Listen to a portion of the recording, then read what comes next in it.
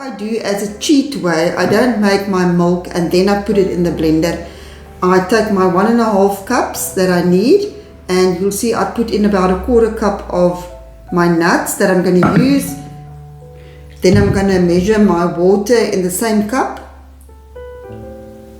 just to make it a 1/2 cup, and I'm add another cup of clean water,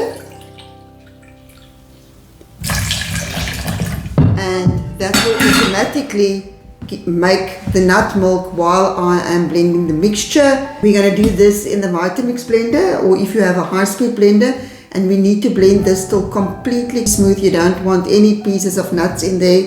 If you don't have a high-speed blender, then I advise soaking the nuts. I hope you like this video today.